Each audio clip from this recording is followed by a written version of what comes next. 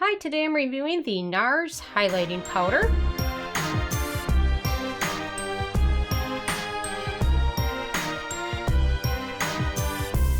And really quick, I just want to say thank you to everyone that supported me in purchasing the palette and helping the channel grow. If you want to look at our products, click on the Amazon link below. So NARS recently came out with some new highlighting powders. Once I saw them, I had to pick one up, and I picked the color Maldives. Anyway, they've got quite a range of different colors, and Maldives looked quite beautiful to me, and I'm wearing it on my cheeks right now, so if that helps you make a decision at all, hopefully it does. But quite beautiful, different little powders, $38 for each of these. So these came out, I think, the same day as some of their cheek palettes. So if you weren't picking one of those up, might be worth considering picking one of these up. So let me kind of start from the beginning, and I'll let you know my thoughts of it. So first of all is the packaging, and they've done quite a nice job with their normal, simple, sleek packaging. And of course, this has a little mirror inside. So nice packaging, easy for travel, and shuts pretty tightly. So that's always a good thing, because I've had quite a lot of powders that open up and make a giant mess, so not good. But they did a good job with this for the packaging. Second criteria is alcohol, and there's none of that, so no issues there. Fragrance, no fragrance, so no issues there. Number 4 is their manufacturing location, and all these powders were made in Italy, so no issues there either. Number 5 is ease of use, and they're pretty easy to use. I like using a thicker fan brush, just depending on how blinding the highlights are, because some things that are really overwhelming, it's better to use a light fan brush.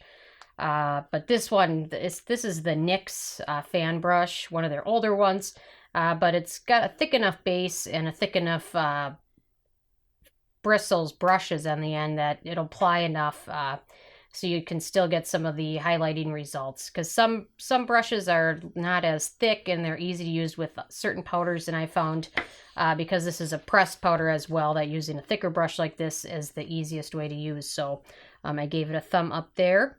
Number 6 is pigmentation, and it's decently pigmented. The nice thing is it's very buildable. It's very easy to build up the nice color on your cheeks. The other thing is they're highlighting powders, but it's almost the color of a blush. So I've just been using that lately in place of my normal blush that I would use. So this kind of taking a kind of a 2-for-1 position there. So, and then let me give you, I'll just do a swatch on my finger, because that seems to be the easiest way to go. But you can kind of see it there. It's a nice kind of bronzy, rosy color. And the one thing I wanted to mention is recently I purchased one of the Milani highlighting powders, and excuse me, Hypnotic Lights, and the colors are a little bit different, but the formula, just looking at the ingredients, are quite similar. They've got almost all the same ingredients in the 2 different products.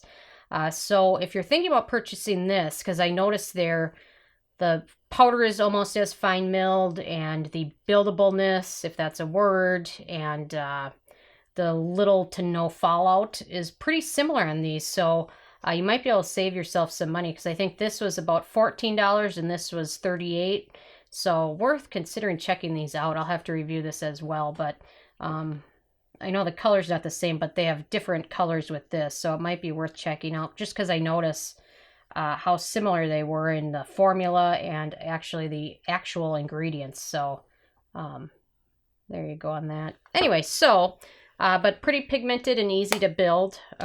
Number 7 is animal testing, and unfortunately NARS probably about a year ago became not cruelty free. They decided to sell in China, so they are not cruelty free. Number 8 is performance, and it performs decently, but you're definitely going to need to do a little bit of building with a good brush. But overall, it performs quite well on top of a foundation or over powder foundation, either one. It performs quite well. It lasts pretty much all day, unless you have extremely oily skin. But I don't, but it lasts all day and no issues there. And then the price, I did not give it a thumb up on the price, because $38 which with NARS is about expected, but you can certainly get a similar product for less or even half, like the Milani highlighters. Their recent Hypnotic Lights collection has got some similar colors in it, so I just want to say that to maybe save you guys a little bit of money, but it is a little pricey, but I guess if you're a big NARS fan, it's not normally an unexpected price. But for 20 bucks or so more, you could get their new cheek palette, so it might be worth considering if you like different colors. So, and of course, this is highlighting, but for me, I found it more as a blush than actual highlighter. I don't know if that's hard to explain or not, but I found it more to add some rosiness to your cheeks as opposed to a lightness or, you know, a little bit of highlight. So, and then number 10 is the It Factor. I did not give it a thumb up there either. I think their cheek palettes are going to be a little bit more exciting and certainly something hyped more than their highlighting powders. These kind of came out, I want to say, slightly under the radar, especially because they released some of those cheek palettes so soon. So anyway, overall, they got a 7 out of 10, which is, I think, a 1 thumb up, which is still pretty decent. But certainly if you're looking for a good blush highlighter combo type, this might be worth checking out. So yeah, so anyway, I'm interested if you guys have had a chance to check these out yet or not, and if so, what your thoughts were. So leave a comment. I love hearing from you guys. Feel free to subscribe if you're not already. I come out with at least 1 new review every day. And check out nobsbeauty.net. Thank you so much, guys. Hi, this is Sarah from No BS Beauty, and I'm proud to offer you one of my first products. And it is a stainless steel makeup palette. And I've been using ones like these for quite a while, and it makes it a lot easier to mix kind of custom foundation shades, custom serums, custom lip colors. You need something like this in your makeup routine to make things a lot easier. And all the profits from it will go to help the channel, which I'm independent and I purchase all the products with my own money. So definitely all of the profits will go so I can continue to bring you good reviews. But, you know, things I like to use are retinol. Retinol is definitely a good thing to use, but sometimes some of them can be a little too strong. So sometimes I like to mix them with other serums. So I'll use this to kind of custom make my retinol at night. So it's a little bit less irritating when you mix it in with something else. Or another thing you can do is mix in a vitamin C. Some of these can be a little oily or greasy, so sometimes it's nice to be able to mix it in with another serum. So I like to use the Clinique one, and I'll mix this in just a little bit because otherwise sometimes it can be a little too oily. And I'll mix it in, and in the morning I'll apply it all over my face before sunscreen. And another good vitamin C serum I like is the Dermadoctor one, but sometimes using the dropper with that can be a little messy, so sometimes I just like to mix just a little bit in with another serum. I love the First Aid Beauty Ultra Repair Serum, definitely a holy grail of mine. And I like to mix that in with it as well. Or sometimes before I go to bed, if I've got something else going on the next day, I like to mix in a little bit of tanner, self-tanner, but sometimes if you use it alone, it can get a little too orange or a little too dark. So sometimes mixing that in with another serum makes it definitely a lot better and a lot more moisturizing for your skin as well. So definitely something you can use in your serums or your kind of custom make your own skincare routine by using that and mixing up all these products. So definitely something worth considering there. And I also like to use it to mix in some of my custom foundations. So let me show you that too. Another thing I've been using this palette for is mixing and kind of customizing my own foundation. You can almost create a specific color if you have certain foundations that don't mesh well with your skin tone or even your skin texture. You can almost create your own custom foundation. One foundation I love is the Bare Minerals Bare Pro. However, sometimes I can find it to be a little too drying and almost kind of giving you more of a matte finish. So sometimes I'll mix in a little bit of the Josie Mara and Argan Moonstone drops with it and then use it. And it kind of helps kind of lessen the color and kind of give it a little bit more of a glowy look. Another thing I like to use is mixing in sometimes with oil with a foundation, and sometimes that gives you more of a dewy look.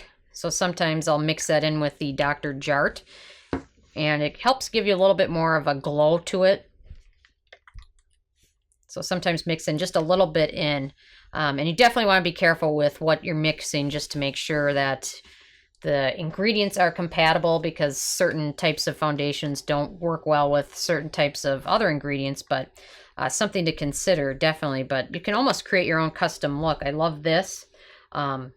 But sometimes I feel like I need a little bit of a glow to it, so I'll mix in some of my NYX Born to Glow Illuminator with it. So you can definitely do that. Also, Cover FX makes a great, they're custom cover drops, but you can use these to alter the color of any foundation. So this is great to mix that with. Just give it a couple drops there. And then mix that in with another foundation to make it either lighter or darker. The Ordinary Serum Foundation is great, but I found it difficult to get the exact color. So sometimes mixing the other colors works well. Cover FX also has these new glitter drops, so sometimes it's nice to be able to use this to mix in with either a foundation or just to put it on this. And then you can use a brush to either dip it in and apply it as eyeshadow, or dip it in and apply it onto lips as kind of a lipstick cover. So there's definitely some great options, and definitely love some of Cover FX's custom enhancer drops, but you can use this to mix it in with almost any different type of foundation and add a little bit of color here and there. But definitely using this, and if you use a sponge or a beauty blender, you can get that damp and then just use this to dip it in and apply it. It makes it a heck of a lot easier than trying to do it in your hand, or I don't know where else you would even, maybe the lid of another product, but this definitely makes all of that a heck of a lot easier. So it's definitely something worth picking up. And all of the profits from the sales of this palette will go to support my independent reviews. I purchase all the products myself just so I can give you an honest opinion as opposed to somebody that gets the products for free to review. I personally like to purchase them so I can give you my completely objective review without having to feel like I owe a company anything because they gave me something free. So all the profits will go to help support those reviews.